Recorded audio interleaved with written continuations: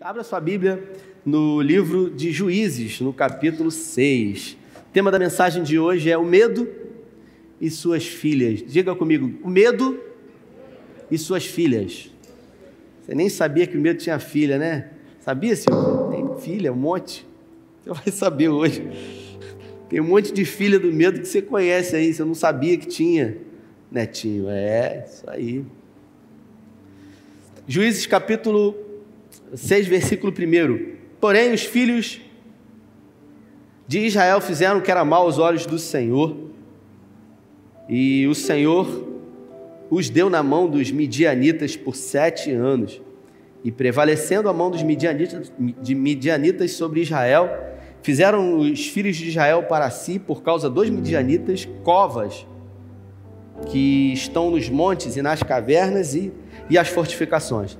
Porque sucedia que, semeando Israel, os midianitas e os amalequitas, e também os do Oriente, contra ele subiam, punham-se contra ele em campo e destruíam os frutos da terra até chegarem em Gaza, e não deixavam mantimento em Israel, nem ovelhas, nem bois, nem jumentos, porque subiam com seus gados e tendas, vinham como gafanhotos em grande multidão, que não se podia contar, nem eles, nem os seus camelos, e entravam na terra e destruíam tudo. Assim Israel empobreceu. Repita comigo: assim Israel empobreceu,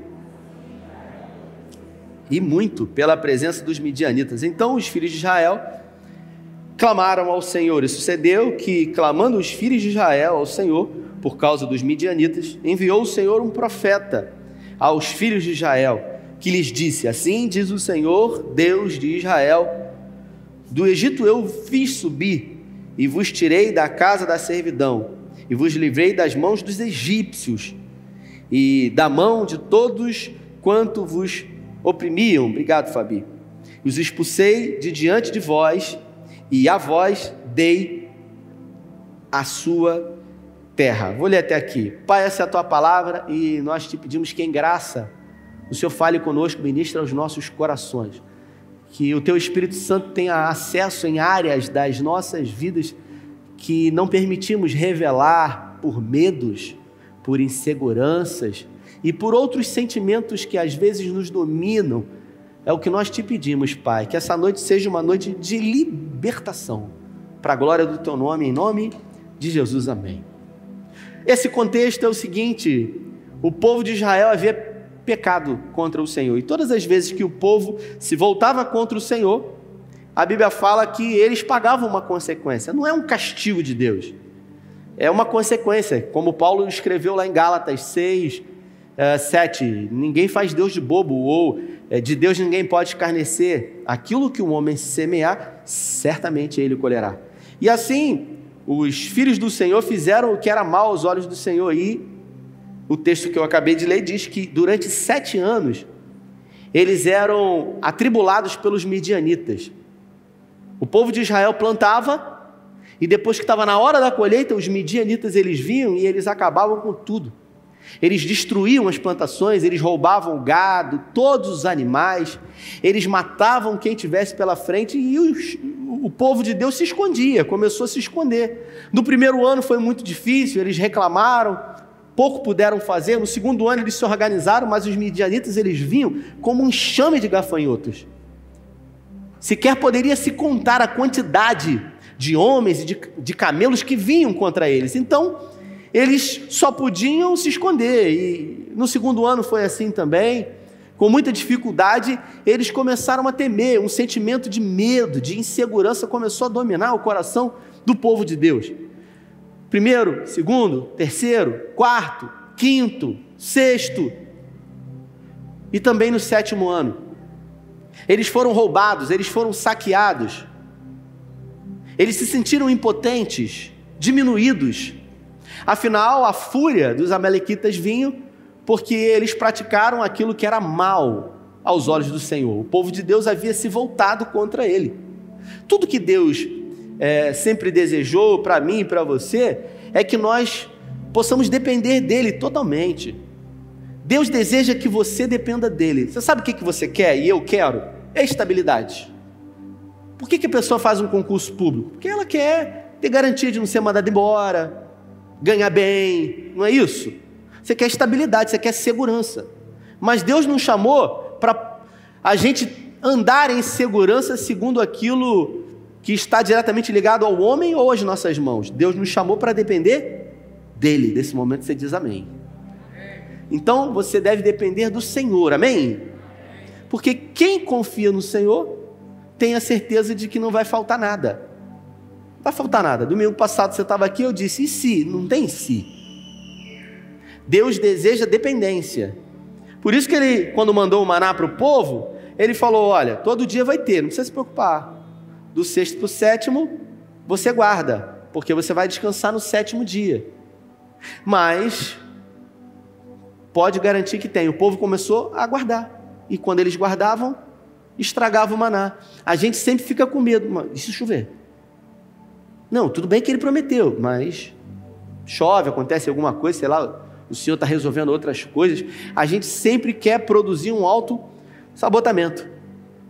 E os filhos de Israel, eles começaram, depois de muitos anos, a ter medo. E como o tema da mensagem é o medo e as suas filhas, o medo é o principal sentimento que acometeu o homem depois da queda, né? Quando Deus chega para ele lá, eu te procurei, e ele fala, eu ouvi a tua voz, mas eu tive medo. E toda a humanidade possui o medo. O medo é um sentimento humano. Só que o problema é quando esse medo, ele nos domina. Ele nos impossibilita de vivermos. E aí, o excesso desse medo produz alguns bloqueios nas nossas vidas. A humanidade, no modo geral, o maior medo do ser humano é de empobrecer, é de passar por necessidades, é de não conseguir produzir subsistência à sua família, à sua prole. Então, o ser humano, ele teme, esse é um dos principais medos do ser humano, medo de não conseguir sustentar a sua família. Com Gideão não foi diferente, ele vivia escondido. O texto diz que quando o anjo do Senhor, e quando a Bíblia fala o anjo, é o próprio Deus que foi lá. Às vezes fala um anjo, às vezes fala o anjo. Nesse texto diz o anjo do Senhor, ou seja, o próprio Deus foi lá. E aí ele estava malhando trigo no lagar. O que é malhar trigo no lagar? Malhar trigo é quando você pega o trigo, depois que você colhe, e você quer separar a palha do trigo. Então, normalmente você precisa ficar num lugar onde o vento, ele venta com frequência. Você pega, né, num arado, uma espécie de peneira, e você joga o trigo para cima, o vento bate, leva a palha e fica só o trigo. Mas ele não estava fazendo isso num lugar aberto. Ele estava fazendo isso dentro de um buraco, num lugar que era utilizado para prensar uvas. Por quê? Porque ele estava com medo. Nós vivemos apreensivos e com medo, a insegurança domina. Essa semana um amigo que está aqui me vendo e ouvindo, ele me disse, rapaz, essa semana meu chefe mudou, vou ter que explicar tudo de novo para ele, o que eu faço? Eu falei, rapaz, você vai ter que justificar o salário que você ganha. Por quê? Porque a gente se sente inseguro. A gente pode chamar de insegurança? Pode, mas a raiz principal desse sentimento é medo. Então a gente tem medo de perder o emprego, a gente tem medo de adoecer. A gente, se você parar para observar, a gente coloca alarme no carro, a gente faz seguro no nosso veículo, a gente bota grade nas janelas e portas da nossa casa, a gente coloca câmeras. Não, eu estou sendo precavido. Não, você tem medo. A gente não fala o nome correto, mas tudo isso é medo. É medo de acontecer alguma coisa. Não, meu avô sempre dizia, seguro morre de velho. Mas faz por quê? Porque tem medo. Eu não estou dizendo que não tem que fazer. Eu estou dizendo que tem, mas se fazemos isso, é porque temos, de alguma maneira, medo. Agora, o excesso de medo, ele produz algumas vertentes em nós. Tem gente que o excesso de medo produziu fobia, produz insônia, paranoias, somatizações. E aí a pessoa acaba tendo um desequilíbrio na sua vida. O medo nos faz acreditar naquilo que não existe. A gente fantasia o que não existe. Eu me lembro que eu tenho uma cunhada que morou um tempo nos Estados Unidos, ela tem casa lá, e ela sofreu alguns sequestros relâmpagos aqui em Niterói, e ela foi morar nos Estados Unidos. E depois, quando ela voltou para cá, ela ficou muito insegura. aqui. Cabo Frio é um lugar tranquilo, graças a Deus, guardadas as devidas proporções. E um dia a gente foi sair de casa, e eu estava chegando em casa com ela, com a minha esposa, e eu parei na porta da minha casa, e era de noite, e ela olhou assim, e ela falou: estão vindo 2 assaltantes ali. E eram 2 moças que estavam vindo. Então o medo excessivo faz a gente ver aquilo que não existe, faz a gente imaginar aquilo que não existe. A gente cria fantasmas, a gente cria inimigos. E o excesso de medo durante muito tempo, 1, 2, 3, 4, 5, 6, 7 anos, produz uma das suas filhas. E eu queria falar a primeira filha do medo aqui, especificamente o primeiro, que é o cansaço. Porque o cansaço é uma das vertentes do medo. O excesso de medo produz cansaço nas nossas vidas. E o versículo que eu li diz: com a força que você tem, vá libertar Israel das mãos dos midianitas. O anjo falou isso para Gideão. Observe: com a força que você tem, vá libertar Israel das mãos dos midianitas. Gideão olhou para ele e falou: com a força que eu tenho? Eu não tenho força nenhuma. Eu não tenho nada. Por quê? Porque eu estou cansado. E existem pessoas que se encontram cansadas. O problema é que a gente não tem coragem, às vezes, de reconhecer. Cansado de quê, Rafael? Cansado de lutar. Porque durante 7 anos ele lutava e perdia. Você imagina? Você lutar, e no final, quando você vai colher, alguém vai e rouba de você. Isso não foi uma vez, foram muitas vezes. Ao ponto dele ficar exausto, cansar de lutar, cansar de resistir, cansado de viver fugindo, porque eles viviam como cães, se escondendo o tempo todo. Existem momentos na nossa vida que a gente cansa mesmo, a gente cansa de perder, a gente cansa às vezes até de fazer aquilo que é certo. Um empresário essa semana chegou para mim e falou: pastor, eu estou muito cansado. Eu estou cansado de fazer aquilo que é certo, sabe?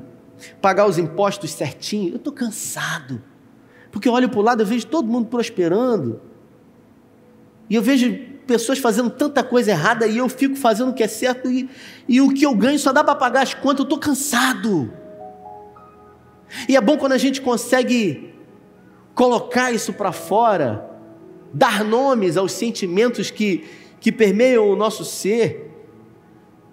Essa semana uma moça me disse: eu estou cansada de ser para-raio. Eu estou cansada de ser aquela que resolve tudo da casa, da família.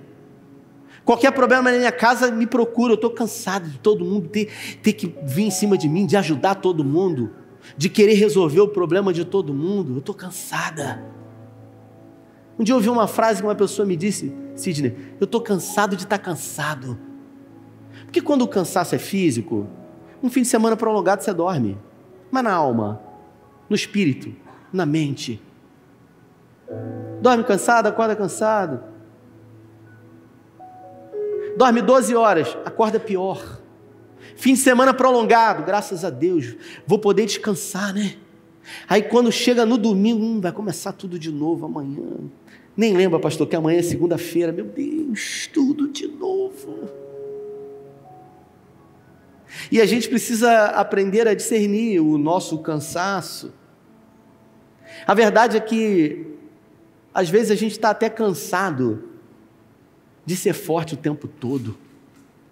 Porque a gente tem que ser forte o tempo todo. A gente sequer pode esmorecer e pode dizer, né, Batista, que a gente não está bem. E aí, Batista, como é que você está? Rapaz, eu estou bem, graças a Deus. Aí a esposa dele fala: pastor, estamos passando uma luta, um vento, um deserto. Ué, como assim? Batista falou que está tudo bem. E a gente às vezes vai se omitindo de viver e de ser sincero, em simplesmente dizer: eu não estou bem. Os evangélicos, eles têm que estar bem o tempo inteiro. Pastor tem que estar bem o tempo inteiro. Só que é verdade, irmãos, que eu tenho que pregar e eu não estou afim de pregar. Que isso, pastor? É todo dia que você está afim de trabalhar? Não é. E aí, por ter medo de falar, a gente mente. A gente diz que está tudo bem. Como um amigo que tive, lá de Unamá, que todas as vezes que eu chegava na loja dele para atender ele falava assim para mim: só vitória, varão, tudo bem? Paz do Senhor, só vitória. E ele só falava isso: paz do Senhor, varão, só vitória. E aí, só vitória. E eu falava assim: para mim não é só vitória, meu irmão, eu estou passando um caminhão de luta, se você quiser. E toda vez que eu chegava lá, ele falava: só vitória, varão, só vitória. E eu falava assim: não é possível, ninguém tem só vitória. Não é só vitória, só eu que tenho um caminhão de luta. Até que um dia, a loja que ele tinha pegou fogo, irmãos. O fio de alta tensão rompeu de madrugada, bateu assim na porta de aço e o caixa dele ficava ali com um monte de papel, pegou fogo na loja dele toda. Ele perdeu a loja toda. O nome dele é Josélio. Ele tem um hortifruti até hoje lá, um mercado, um hortifruti. E quando ele perdeu tudo, eu fiquei sabendo. Os vendedores me ligaram e falaram assim: rapaz, Josélio perdeu a loja, perdeu tudo. Primeira coisa que eu pensei: agora eu quero ver se ele vai falar só vitória. E eu fui lá na loja dele. Quando eu cheguei lá, ele estava de cabeça baixa, irmão, muito abatido, muito mal, nem levantou a cabeça. Eu falei: e aí, querido, como é que você está? Só vitória, varão. Porque a gente não pode dizer que a gente não está bem. Uma vez eu fui fazer um velório. Quando eu cheguei no velório, a moça estava chorando. E alguém desesperado: não chora. A gente não tem o direito nem de chorar, cara. A gente tem que ser forte o tempo inteiro. A gente tem que estar bem o tempo inteiro, porque a gente não pode demonstrar para os filhos. Afinal, o que vão pensar de mim? O que as pessoas vão imaginar sobre mim? Irmãos, eu não tenho problema de revelar nada. Alguns meses atrás eu falei para minha esposa, algumas semanas, não me lembro. Falei para ela: olha, eu vou falar uma coisa para você, eu estou cansado. Eu estou cansado. E eu percebi, não diretamente que eu estava cansado, porque eu estava fazendo as coisas, eu estou fazendo as coisas na igreja. Só que eu percebi que de madrugada eu acordava. Sabe, Batista? 3 horas da manhã, tum. E não era aquela coisa de você ficar preocupado, pensando, meu Deus, tem que pagar a conta. Não. O problema não era pagar a conta, o problema não era igreja. Eu simplesmente acordava. Tito chorava, eu ia lá ver, ele não dormia mais. Aí eu ia para o escritório e falava assim: tem nada para fazer, vou orar mesmo, né? Aí ficava orando, aí via o dia clarear. E aí, vez ou outra, acontecia isso. Os espirituais, eles vão falar: não, isso é o Senhor te incomodando, pastor, precisa orar por mim. E precisa tirar meu sono, não posso orar de dia, não, amor? Até que um dia eu falei para Carla: Carla, isso é uma evidência de cansaço, um cansaço de alma, um cansaço de mente. Eu falei para ela: a gente precisa tirar férias, eu preciso tirar umas férias. Ano passado eu não consegui tirar, e eu falei: nós vamos sair de férias, então no dia 1º de outubro eu vou tirar 15 dias de férias. Se você está feliz por mim, diga amém, glória a Deus. A gente precisa reavaliar as nossas vidas. A gente precisa entender que o nosso corpo, ele produz alguns sinais. Às vezes, só quando acontece um grande problema é que a gente fala: poxa, mas foi de repente. Não foi de repente. O seu corpo, ele já estava produzindo alguns sinais e você não estava percebendo, porque o tempo todo você estava dizendo que estava tudo bem. Escute o que eu vou dizer: ninguém é forte o tempo todo. Ninguém é forte o tempo inteiro. Ninguém precisa dizer o tempo todo que está bem, que é só vitória, porque não é. E eu não estou dizendo com isso que você tem que falar da sua vida para as pessoas e os seus problemas, mas a verdade é que a gente vive uma mentira. A gente vive de sorriso, e agora nem sorriso mais a gente dá por causa da máscara. Então, quando as pessoas olham para a gente finge que está rindo assim. E a segunda filha do medo, sem dúvida alguma, é a inferioridade. Repita: inferioridade. E ele disse: ai, Senhor meu, com que livrarei Israel? Eis que a minha família é a mais pobre em Manassés, e eu o menor da casa do meu pai. Complexo de inferioridade. Quando o medo bate na sua porta há muito tempo, quando você se torna escravo dele muito tempo, ao ponto de você estar cansado, você se deforma.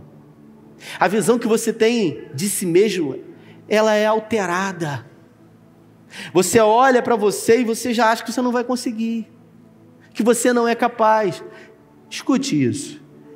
Deus falou com ele. Não fui eu, não foi você, não foi um rei, foi o próprio Deus. E ele falou: como? Eu sou o menor da casa do meu pai. Complexo de inferioridade. Assim como aquele homem no tanque de Betesda que estava há 38 anos. Jesus chega ali, Jesus: o que queres que eu te faça? Não tem ninguém, Senhor. Todas as vezes que o anjo desce, eu tento me arrastar, mas eu tenho esse problema aqui, não posso. E aí a gente olha para a gente e a gente se diminui. A gente diz que a gente não consegue. A gente se deforma. A gente adultera, como eu sempre digo aqui, né? E aí com isso a gente vive uma vida infeliz. Porque se alguém chama a gente para ir na praia, Maraísa, você não vai. Porque você se sente gorda. Aí você fala: não vou não. Aí deixa de ir. Aí se tem dinheiro, o peito é pequeno, bota silicone. Se a boca é fina, bota preenchimento. Se o cabelo é duro, faz progressiva. O problema é quando isso não preenche o cansaço e o vazio que está dentro. E aí chega um momento que tudo que a gente quer é colocar um balde cheio na nossa frente e chutar o balde. Quantos estão entendendo isso? Digam amém. Mas o que vão dizer de mim? Afinal, eu sou líder de célula da minha igreja. Eu sou evangélico. Eu não posso. Eu sou pastor. Quarta-feira, uma pessoa me ligou, Carla. Aí o telefone estava no carro, ligou. O telefone estava no carro, mandou mensagem, ligou. Quando eu entrei no carro, eu olhei um monte de mensagem, falei: epa, aconteceu alguma coisa. Aí liguei para a pessoa: opa, tudo bem? Eu deixei o telefone no carro, que eu estava no psicólogo aqui. Quê? No psicólogo? Eu falei: eu vou no psicólogo para eu não ficar louco. Tem gente que acha que psicólogo é coisa de louco. Não, é para não ficar. Então, se você não vai, subentende-se. Então, a gente entende que a gente tem que reconhecer as nossas limitações. Teve um dia que eu falei isso para o irmão, para um pastor que me procurou: pô, estou passando uma luta e tal, não sei o quê. Eu falei: cara, eu faço terapia, me ajuda muito. Jesus é o meu psicólogo. Eu falei: está resolvendo alguma coisa? Você tem problema no osso, vai no ortopedista. Se é no olho, oftalmologista. Quando é o problema na alma, diz que Jesus é o psicólogo. Quando quebra a perna, não diz que Jesus é ortopedista. Vai no médico. Isso é hipocrisia. Isso é viver uma mentira. Isso é outra coisa senão se deformar. E foi isso que aconteceu com ele aqui. Não se achou capaz. Não sou digno. Outra filha do medo é a insegurança. E o Senhor lhe disse: porquanto eu serei contigo, tu ferirás os midianitas como se fosse um só homem. E ele disse: se agora tenho achado graça aos teus olhos, dá-me um sinal, para que eu saiba que tu estás comigo. É gente que está tão cansado e decepcionado da vida, que não consegue ter segurança mais, confiar. Eu vou repetir. Quem falou com ele foi Deus. E ele não estava acreditando. Você imagina se eu falasse para ele: pode acreditar. E você acha que a gente é diferente dele? Não é não. Às vezes é difícil acreditar, porque a gente já se decepcionou tanto, a gente já tentou tanto. Pessoas prometeram tanto para a gente. Um dia um homem me procurou, ele estava para assumir um cargo elevado, estava tudo certo, estava tudo nos conformes. E ele me procurou e ele chorou muito. E eu falei: caramba, está feliz. Vai assumir algo almejado. E ele falou para mim: eu tenho medo de não dar certo. falei, mas como assim? Está tudo assinado? Tá tudo resolvido? Aí ele disse para mim assim, quando eu era pequeno, meu pai me prometia muito, mas tudo que ele me prometia, ele não cumpria, e a minha vida inteira eu vivo com isso, sendo um fantasma, porque tudo o que é prometido é colocado diante de mim, eu acho que vai dar errado, porque eu logo me lembro do meu pai. É gente que está com a mochila cheia de peso, de sentimentos, de traumas. É gente que centraliza tudo, sabe? Centraliza tudo. E o motivo de ser centralizador é porque não consegue confiar em ninguém. É porque acha que se tiver na sua mão, só que a coisa vai acontecer. Porque se botar na mão de alguém, perde o controle. Insegurança. E a insegurança nos produz, às vezes, até um sentimento de indecisão. Você conhece gente indeciso? Vai comprar uma coisa, pensa tanto que quando compra, se arrepende. Não era para eu ter comprado. Mas pensou tanto. Se você é assim, por favor, não feche o olhinho para você não se denunciar. Insegurança. As filhas do medo, elas nos rodeiam, elas nos cercam a todo momento. E a dúvida é um fantasma.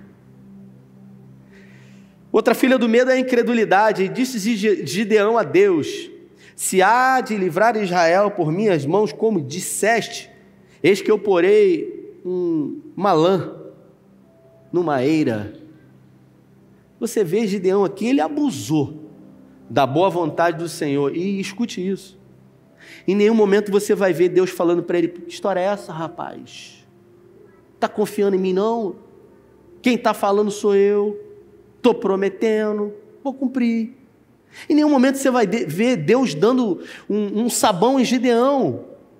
Sabe por quê? Porque Deus sabe exatamente como você se sente. O problema é quando a gente não revela como a gente se sente. A gente cria um personagem, está tudo bem. Por exemplo, eu estou conseguindo ver aqui, pelo menos a maioria das pessoas que estão aqui, eu estou olhando para vocês, bem arrumados, bem vestidos, com máscaras limpas e higienizadas. A impressão que eu tenho é que está todo mundo bem, com muito dinheiro. Dá um sorrisinho assim, sabe de nada. Porque você mostra para mim aquilo que você quer mostrar. Então eu não sei como você se encontra. Gideão, incredulidade, ele não acreditou. Aí ele pediu uma prova. Ele já tinha falado: não, Senhor, eu sou o menor, não posso, não sei o quê. Aí pediu uma prova.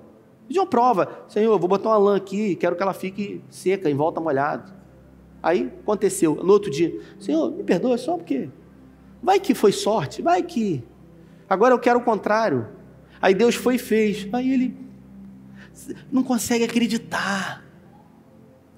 Deus promete algo para você e você já nem acredita mais. As filhas do medo já tomaram alma. Se está fazendo sentido para você, diz amém.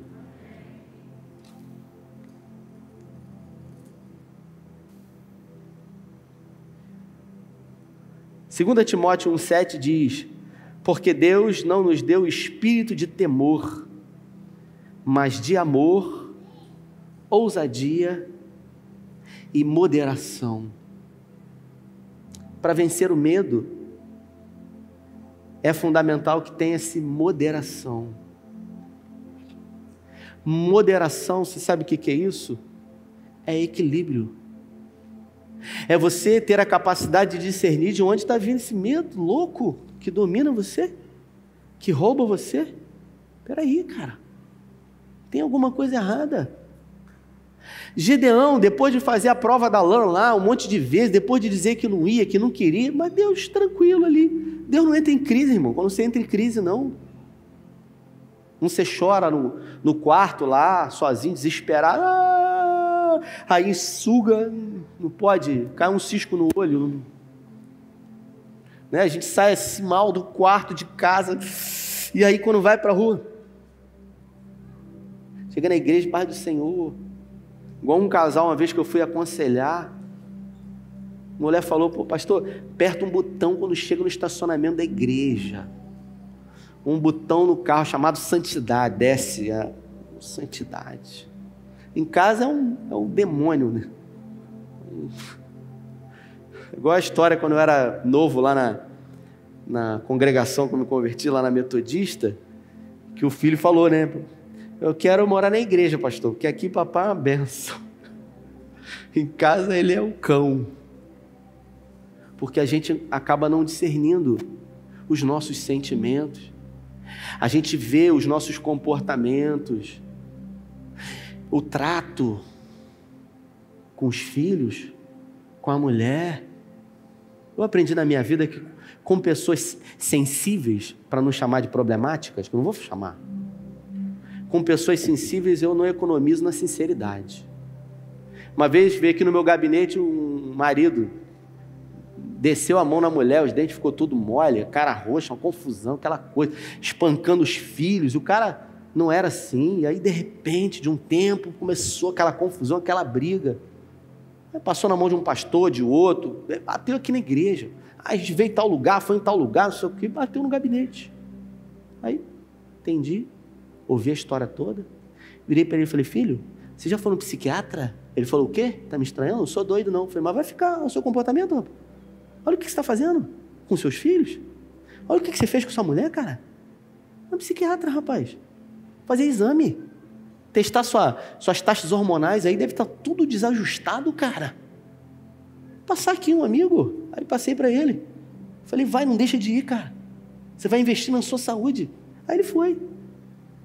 Maravilha, fez os exames todos, começou a tomar medicação, 4 meses depois eu encontro no corredor da igreja, aí eu encontro os dois, sabe, falei, ih rapaz, quero saber como é que tá, né, e aí, como é que vocês estão? Pastor, agora eu sou paz e amor. A mulher, pastor, cara, esse homem tá diferente, pastor, nunca vi ele assim, pastor, romântico e tal. Eu falei, foi bom, rapaz, você ter ido no médico? Pô, foi a melhor coisa. Eu falei, cuidado, porque você vai achar que está muito bom e daqui a pouco você vai parar de tomar um remédio. Seu corpo não produz, vai fazer o quê? Aí você vai piorar. Então continua tomando remédio. O que aconteceu? Não tomou remédio, piorou, o pau quebrou, está mesmo na igreja, saiu. O problema é o pastor que disse que ele era louco, mandou ele no psiquiatra. Então, escute o que eu vou dizer. Se você está com problemas emocionais, se você tem sido escravo do medo, nós estamos no Setembro Amarelo e por isso eu tenho falado sobre isso aqui. Você vai ouvir aonde? Você quer que eu fale de vitória? Você quer que eu conte bênçãos para você, mas você não tem força nem para levantar a sua mão e guerrear, porque você está cansado. Você já não aguenta mais. A vontade que você tem de sumir. Minha avó que falava assim, ameaçava, né, que a gente fazia bagunça. Um dia eu vou sumir. Falei, vai para onde? Ficava com medo, ficava quietinho, porque eu não tinha mãe, pai, não tinha nada. Falei, meu Deus, não tem pai, não tem mãe. Agora se a avó foi embora, acabou, né? Nunca foi. Se você não discernir isso e não buscar ajuda, você não está conseguindo resolver, vamos ser práticos. Já tentou, pô. Está aí, igual a Gideão, 7 anos. Alguém tem que resolver isso. Se você não resolver, você tem que buscar ajuda. Seu líder de célula, ou pastor, um psiquiatra, um psicólogo, sei, alguma coisa você tem que fazer. Sabe por quê? Porque você só tem uma vida. Aí eu pergunto para você, o que você está fazendo com a sua vida? Se coloque de pé. O pessoal lá atrás está dizendo que o meu tempo está acabando.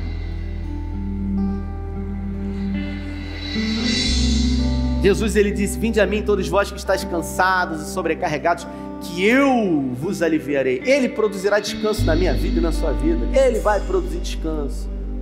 Mas para isso você tem que reconhecer. Reconhecer que você já não aguenta mais. Reconhecer que com as suas próprias forças não é mais possível. Você já tentou. Já tentou uma, tentou 2, tentou 3. Aí pede perdão à mulher. Diz que não vai fazer mais. Ah, não sei, quando eu vejo. É igual aquele irmão, né? Não, eu sou, pastor, eu sou sanguíneo. Não, você é hemorrágico, filho. Sanguíneo não. Uma hemorragia. Você tem que discernir isso, Maraísa. Vem só os nomes na cabeça, né, minha gente? Saber discernir isso.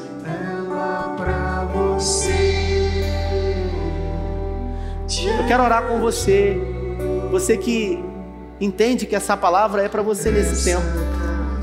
E você não tem nenhum problema que as pessoas vão pensar de você. Eu disse que sou o pastor da igreja que eu estou cansado. Dia 1º eu vou tirar férias. E eu já avisei aos irmãos, eu falei, olha, sexta-feira normalmente é minha folga, né? Sexta-feira é minha folga. Sexta-feira é dia de eu ficar com Tito e Carla. Sexta-feira. Uma irmã uma vez me mandou mensagem, pastor, é importante, pastor, é urgente. Eu já conheci a situação, atende uma, atende duas, aquela mesma coisa, não muda. E não escuta direcionamento. Falei, irmã, hoje eu não posso, eu tenho um compromisso. Era uma sexta-feira. Hoje eu não posso. Não, pastor, mas é urgente. Eu falei, meu Deus, morreu alguém? Não, é o meu marido, é aquela situação. Eu falei, hoje eu não posso, irmã. Porque eu tinha um compromisso. Qual? Ir pro shopping com o Carlos e Tito. E é um compromisso. E eu priorizo isso. Aí quando eu vou pro shopping, quem que eu encontro lá?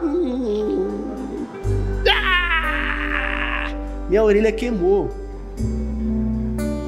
Brincadeira. Meu irmão. Eu vou dar conta de Carla e de Tito.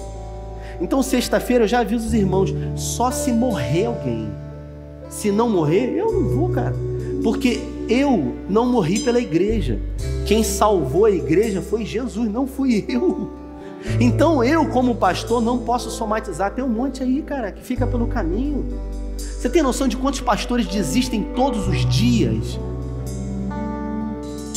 Eu ouço na minha vida, pastor, ministério solitário. Por quê? Porque não compartilha com ninguém. O cara vai abrir o coração dele com quem? Ele tem medo de ser julgado. O que vão pensar de mim? Eu não vou ser roubado, eu falo. Por isso que quando eu estou aqui é o lugar de verdade. Eu falo. Lá em casa a gente tem umas conversas pentecostais, saem uns glória, um aleluia, um negócio estranho, ela fala, daqui a pouco vai falar no púlpito isso. Eu falo, nossa vida é pública. Mas quando a gente vive verdade, a gente não é dominado por esses sentimentos. Você está entendendo? Diga glória a Deus. Eu quero declarar sobre a sua vida que você vai ser curado nessa noite. Eu tenho 4 minutos. Eu declaro sobre a sua vida o descanso de Deus. A Bíblia fala que a prosperidade do Senhor, ela não acrescenta dores. Eu declaro sobre a sua vida a prosperidade do Pai. Eu declaro sobre a sua vida o socorro bem presente do Senhor, produzindo refrigério de alma, paz de espírito. Eu declaro o sono do justo na sua vida, porque o salmista diz, deito e logo pego no sono, porque o Senhor é comigo. Mas para isso você tem que discernir. Está cansado? Ei, escuta isso. Você precisa tirar férias. Charlie Chaplin, ele falou, sois homens, não máquinas. Eu aprendi isso na primeiro semestre de faculdade. Ele falou, você é homem, não é máquina. Não tem aquele Tempos Modernos, aquele filme que ele entra e sai. Você não é máquina. Você precisa de pausa, atividade e pausa. Ação e descanso. A vida humana é essa. Ação, descanso. Ação, descanso. O que a gente quer é só vitória. Você sabe quando você vai ter só vitória? Quando aquela máquina lá do hospital fizer assim, ó. Só vitória. Você for para a glória. Quem quer ir para a glória agora? Levanta a mão. Agora. Quer ser arrebatada? Baixou na hora. Que é igual o irmão que foi casar, o jovem. Aí eu fui lá. Falei, irmão, quero te fazer uma pergunta séria. Não, pastor. É séria. Jesus pode voltar agora aqui no meio do casamento? Poxa, espera só mais um pouquinho, pastor. Ô, pastor. Depois do lua de mel, pastor. Estou esperando aí na luta. Então, a palavra de Deus para mim e para você nessa noite é: respeite os processos da sua vida. Não queira avançar, não queira atrapalhar e não queira ver a sinalização que o seu corpo está dando. Se você precisa descansar, programe umas férias. Se você não tem dinheiro, vai para uma praça com a sua esposa. Leva ela lá como é que é o nome? Ali no centro da cidade do Rio de Janeiro. Eu ia com o Carla lá quando eu tinha um monte de empresa, um monte de negócio lá no centro da cidade, na Uruguaiana. Dava R$10 para Carla e falava assim: vai às compras, minha filha, faz festa. Ela não vai gostar que eu falei isso. Você precisa aproveitar a vida, porque senão a gente é roubado e roubada e a gente deixa de viver. A gente deixa de experimentar. Você só tem uma vida. E você algumas vezes já ouviu eu falar isso. Você só tem uma vida. O que você está fazendo com ela?